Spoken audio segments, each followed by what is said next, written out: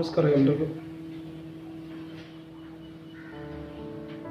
1976 April 2ರಂದು ಜನಿಸಿದಂಥ 2015ರಲ್ಲಿ BJPಯನ್ನು ಸೇರಿ ಅದಕ್ಕಿಂತ ಮುಂಚಿತವಾಗಿ ಅನೇಕ ಫಿಲಿಮ್ಗಳನ್ನು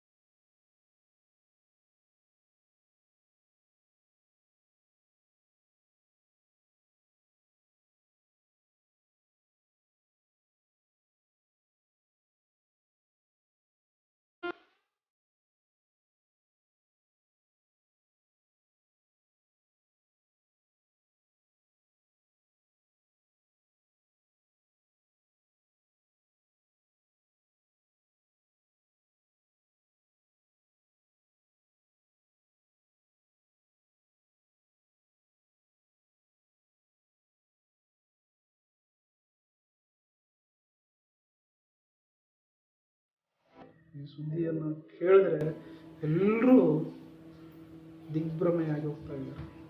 ಒಬ್ಬ ಒಳ್ಳೆಯ ನಟ, ಒಬ್ಬ ಒಳ್ಳೆಯ ಹಾಸ್ಯ ಕಲಾವಿದನನ್ನು ಕನ್ನಡ ಚಿತ್ರರಂಗ ಈ ಸಮಯದಲ್ಲಿ ಕಳ್ಕೊಂಡಿದೆ.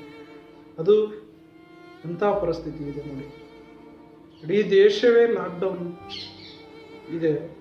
ಇಂಥ ಪರಿಸ್ಥಿತಿಯಲ್ಲಿ ನಿಮ್ಮೆಲ್ಲರನ್ನ ಹಗಲಿ ಬುಲೆಟ್ ಪ್ರಕಾಶ್ ಅವರು ವಿಧಿವಶರಾಗಿದ್ದಾರೆ. ಇಂಥ ಸಮಯದಲ್ಲಿ ಅಭಿಮಾನಿಗಳಿಗೆ ಅವರ ಪಾರ್ಥಿವ ಶರೀರವನ್ನು ನೋಡೋಕ್ಕೆ ಅವಕಾಶ ಮಾಡಿಕೊಡ್ಬೇಕು ಅನ್ನೋದು ಒಂದು ಕಡೆ ರಿಕ್ವೆಸ್ಟ್ ಬರ್ತಾ ಇದೆ ಎಲ್ರಿಗೆ.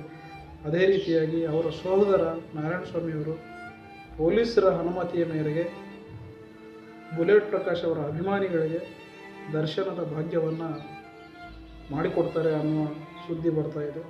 ಹಾಗಾಗಿ ಅಭಿಮಾನಿಗಳಿಗೆ ಯಾವ ತೊಂದರೆಯಾಗದಂತೆ ಬುಲೆಟ್ ಪ್ರಕಾಶ್ ಅವರ ಪಾರ್ಥಿವ ಶರೀರವನ್ನು ನೋಡೋಕ್ಕೆ, ಅವರ ದರ್ಶನವನ್ನು ಪಡೆಯೋಕ್ಕೆ ಅವಕಾಶ ಮಾಡಿಕೊಡಲಿ ಅಂತ ಹೇಳ್ತಾ, ಅವರ ಆತ್ಮಕ್ಕೆ ಶಾಂತಿ ಸಿಗಲಿ, ನೆಮ್ಮದಿಯಾಗಲಿ, ಅವರ ಕುಟುಂಬ, ಅವರ ಪರಿವಾರಕ್ಕೆ ಧೈರ್ಯ ತುಂಬುತ್ತಾ ಅವರು ಈ ಸಮಯದ ಸ್ಥಿತಿಯಲ್ಲಿ ದುಃಖವನ್ನು ಎದುರಿಸುವ, ಈ ಸಮಯದಲ್ಲಿರುವ ಆಗಿದಂಥ ಘಟನೆಯನ್ನು ಎದುರಿಸುವಂಥ ಶಕ್ತಿ ಆ ದೇವರು ಅವರಲ್ಲಿ ತುಂಬಲಿ.